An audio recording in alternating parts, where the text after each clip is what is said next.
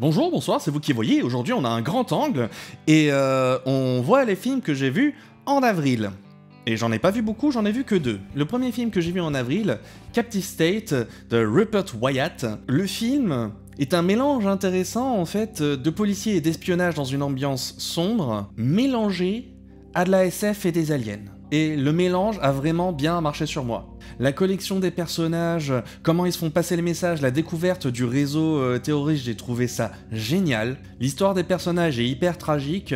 On voit quand même arriver venir le retournement de la fin, mais en même temps il n'est pas particulièrement caché parce qu'il y a un putain de tableau de cheval de Troie dès le début. Niveau discrétion, c'est mort, mais on regarde pas le film pour le retournement de la fin particulièrement. On regarde le film pour l'ambiance et pour le déroulement du plan jusqu'à la fin. Les aliens sont pas mal, ils sont pas hyper neufs, mais je trouve qu'ils dégagent vraiment quelque chose. Il y a du charisme, il y a de la classe quand même, sauf les chasseurs qui ont l'air de prédateurs cybernétiques en moins bien. En tout cas, la présence des aliens rajoute toujours beaucoup de tension dans le film. Alors le sound design était correct, il était un peu compressé et modifié, mais les sons eux-mêmes sont pas particulièrement hyper futuristes.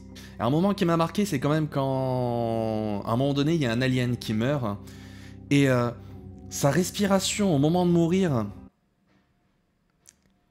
le bruit de sa respiration fait mal au cœur, on dirait un petit animal inoffensif en train d'agoniser, c'est... Ça m'a fait un peu mal alors que c'est les grands méchants du film quand même, mais c'était très très bien joué. La musique de Rob Simonsen, ou Simonsen, je sais pas, dans ce film a une importance capitale. Pas particulièrement à l'intérieur même du film. On a un petit peu de rap et de punk, mais c'est des musiques de rébellion et populaires, donc ça a sa place dans l'univers même du film, mais c'est de l'habillage surtout. La musique du film est vraiment un de ses plus gros points forts, si ce n'est son plus gros point fort.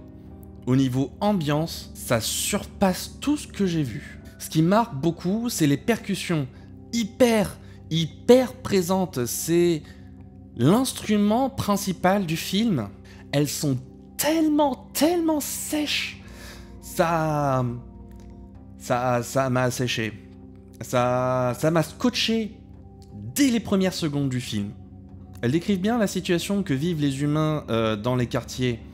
C'est violent, sans pitié, tendu. Si tu sais pas te défendre, le monde te bouffera sans aucune hésitation.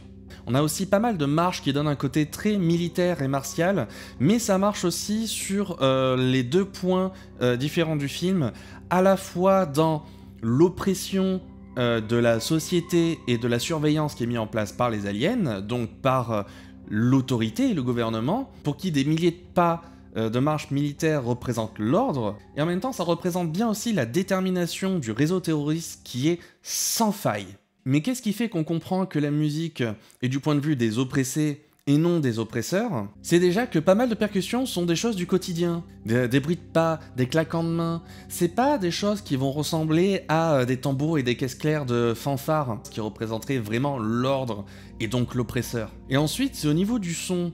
Au lieu d'être clair et vraiment sublimé, les sons sont vraiment incertains, sont pas traités de manière à ce qu'ils soient le plus beau possible et le plus clair. Les sons sont traités de manière à ce que ça corresponde bien au film.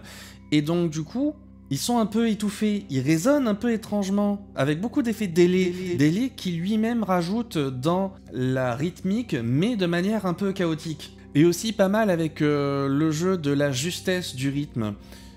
Si vous remarquez, quand tout le monde doit taper des mains en même temps sur un certain rythme, il y a toujours des gens qui tapent un petit peu avant, des gens qui tapent un petit peu après, et au fur et à mesure, ça devient de plus en plus difficile de garder tout le monde exactement sur le même rythme. Si la musique avait représenté les oppresseurs, donc ceux qui s'appellent les législateurs dans le film, tout aurait été fait pour que ça sonne parfaitement en rythme, que les sons étaient tous très clairs et très beaux, pour représenter la puissance écrasante et parfaite de ce chef dictateur, législateur. On retrouve aussi un mélange de genres dans la musique elle-même qui rajoute un peu sur ce côté étrange.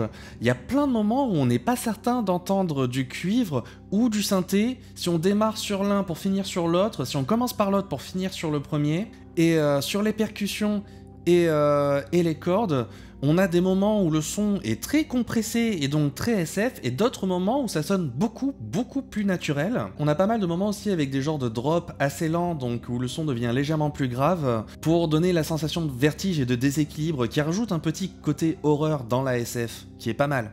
Pour un dernier avis plus large sur la musique, j'ai trouvé que elle faisait très sound design et expérimental en quelque sorte, plutôt que musique réelle, mais c'est très cohérent dans le film et ça prend vraiment au trip quoi, et ça donne une dimension au film, rien qu'avec la musique, c'est incroyable. Le deuxième film vu en avril, c'est Alex, le destin d'un roi, réalisé par Joe Cornish. Je sais pas qu'est-ce qui se passe en ce moment avec les films pour enfants, vraiment, j'ai l'impression qu'on les prend plus pour des idiots. On a beaucoup de films qui en ce moment cherchent à préparer les enfants au monde dans lequel ils vont devoir vivre plutôt que de les en préserver. Faut voir combien de temps ça va durer avec Disney qui est en train de racheter toutes les productions, toutes les licences et tout le cinéma en fait. Décidément, les effets spéciaux ont vraiment atteint des niveaux incroyables en ce moment. Si l'effet BD au début, il est pas des plus formidables, l'armée des morts-vivants en feu était vraiment bien faite. Au niveau traumatisme d'enfance, je pense que la sorcière qui se transforme en dragon peut remplacer un certain nombre de sorcières de Disney. Le sound design était correct, un brin compressé pour que ça sonne pas complètement naturel, mais c'est du fantastique et je chipote complètement. Par contre, quand la méchante parle dans sa grotte perdue, il y a des voix graves qui répètent ce qu'elle dit dans toute la 7 points, donc tout autour de nous dans la salle, à gauche, à droite, devant, derrière, on entend vraiment tout autour et ça donne un effet menaçant très cool.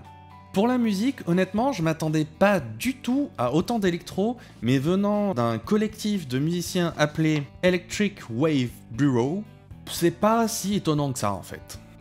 Y a de la wave, synthé analogique à gogo, c'est presque anachronique comme musique, c'est étonnant, mais bon, en même temps, c'est un film qui parle de légende arthurière dans les temps modernes, donc on va dire que ça passe, même si ça sonne très années 80-90.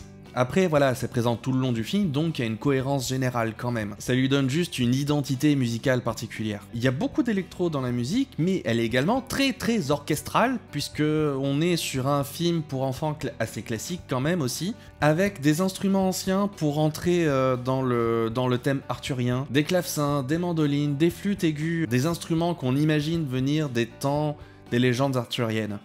Et honnêtement, le mélange est plutôt pas mal et pourtant sur le papier c'était pas... On comprend que c'est une musique de film pour enfants du fait qu'il y ait une seule mélodie à la fois et que tous les autres instruments sont plutôt synchronisés pour soutenir la mélodie tous en même temps. Alors que ordinairement sur la musique orchestrale en fait, ce qui fait à la fois sa beauté et sa difficulté, c'est qu'il y a beaucoup de lignes mélodiques qui se mélangent par type d'instrument, et parfois chaque instrument peut avoir quasiment sa mélodie par elle-même, donc c'est très dense. La construction est plus simple, oui, mais c'est aussi plus simple à écouter et à comprendre.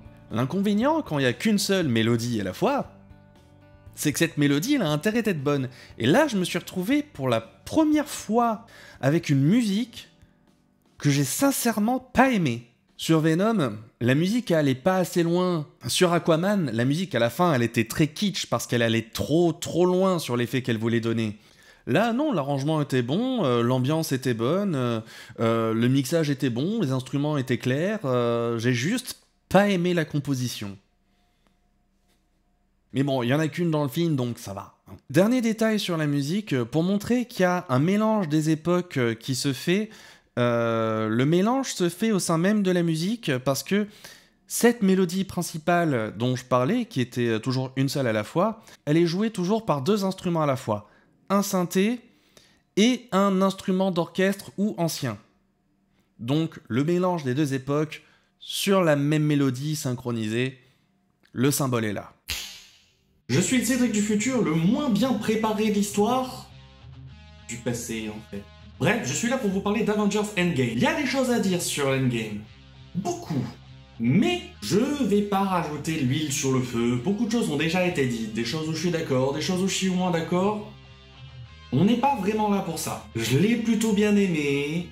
moins que le Infinity War, mais bon, ça reste un bon divertissement, impressionnant, même si, bon, voilà, dès qu'on gratte un petit peu, il y a des incohérences qui sont là, quoi. La descente aux enfers de Thor, je l'ai trouvé bien justifiée, juste la prothèse de ventre et surtout de bras était dégueulasse, ça se voyait à 1000 km, c'est pas possible. Je sais pas, ils avaient plus de budget, ils l'ont pris à la fourfouille ou un truc comme ça. Pour passer rapidement au sound design, évidemment assez compressé pour avoir beaucoup de punch et être impressionnant.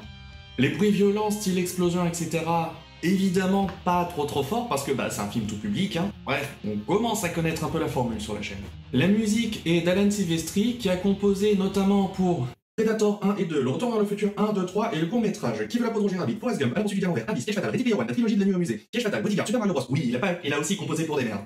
Mort vif, Lilo et Stitch, un des Croft, le Pole Express, et depuis Captain America The First Avenger, quasiment tous les Avengers. Bref, ce monsieur, c'est du lourd, c'est un grand monsieur de la musique de film qui a composé des airs parmi les plus connus du cinéma, et c'était pas ouf godin. En vrai, j'ai le même problème ici qu'avec Jean-Jacques Goldman sur la musique française dans les années 90-2000. Il a fait tellement de musique de film mémorable que son empreinte est devenue un peu un classique. Et c'est encore pire pour Jean-Jacques Goldman parce qu'il a tellement fait toutes les chansons de tout le monde, en plus des siennes, que je peux même plus les entendre. Et voilà, je me retrouve dans la situation où le taf est fait, et bien fait même, les ambiances sont cool et collent toujours parfaitement à la situation, mais c'est un peu classique, quoi. Venant du monsieur qui a aidé à créer ces classiques. Pour entrer dans les détails, Alan Silvestri, il fait beaucoup d'orchestral, un petit peu d'autres styles, on l'abordera tout à l'heure. Parmi les trucs qu'il utilise très souvent, il fait beaucoup de crescendo rapide. Et il utilise vraiment beaucoup, autant pour signifier la tension, le drame, ou même la fin d'un moment épique. Il utilise très souvent aussi des longues sections de piano aigus. Ça aussi, il l'utilise hyper souvent, autant pour marquer, pareil, la tension, le drame, l'émotion, et parfois, je sais pas, pour le plaisir apparemment. Parce que vraiment, il le fait beaucoup. La musique est presque uniquement orchestrale, et en plus orchestrale classique, avec des instruments dont on a l'habitude, en quelque sorte, je vais pas les détailler, sauf pour quelques moments justifiés et précis. Par exemple, quand, dans le film, ils vont dans le passé du passé, qui ont vu Endgame comprendront, il y a une partie de jazz avec la batterie, la contrebasse, avec de l'orchestral. Mais j'ai trouvé que les deux se mélangeaient pas vraiment, puisque en fait on avait quelques secondes de jazz, quelques secondes d'orchestral, puis du premier, puis du second. Au final, on n'a pas vraiment un mélange des deux, on n'a pas un orchestre qui tourne jazzy. Voilà, je peux trouver ça un peu dommage, mais après voilà, ça marche. Enfin, dans le film, ça marche. Et toujours sur ce passage, il se permet aussi des instruments un peu plus exotiques, comme par exemple des percussions aiguës. Et bon voilà, faut pas déconner, c'est juste sur ce passage. Et là, je dois avouer que je galère un petit peu, parce que, c'est très ordinaire.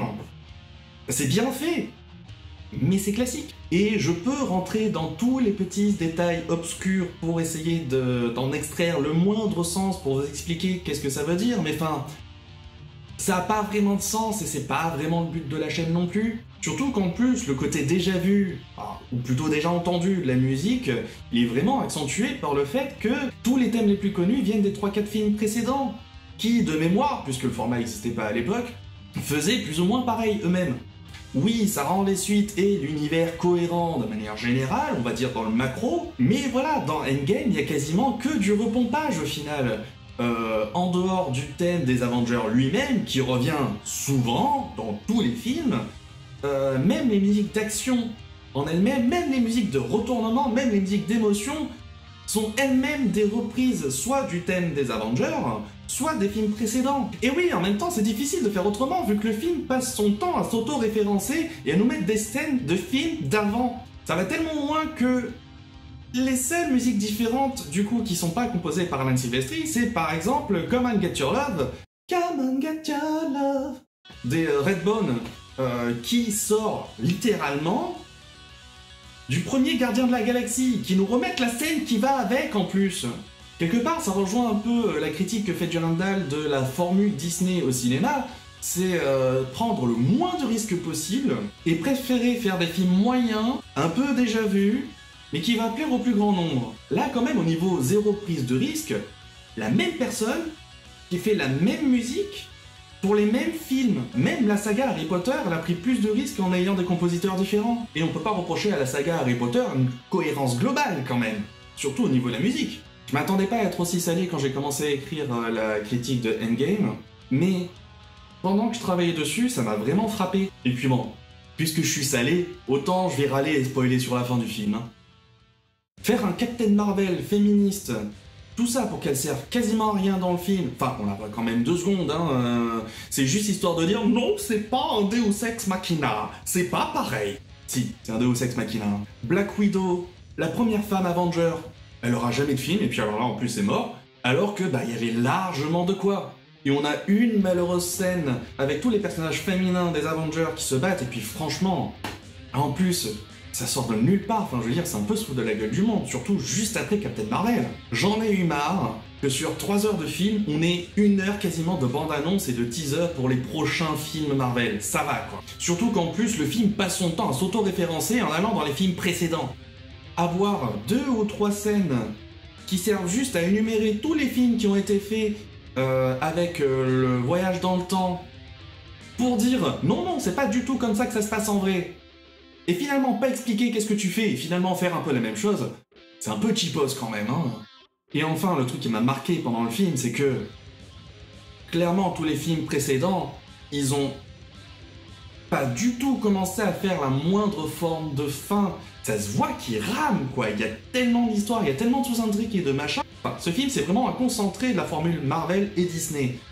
Il y a des trucs qui fait extrêmement bien visuellement et voilà au niveau de l'émotion première comme ça sur le film ça marche très très bien, mais alors dès qu'on creuse un peu et dès qu'il faut aller un peu plus en profondeur, il n'y a plus rien. Sur ce, je retourne dans mon espace-temps et je vous laisse finir la vidéo. Et voilà, c'était un peu court, mais c'était les 2 films que j'ai vus en avril. Sur ce, je vous dis au mois prochain. Allez, ciao.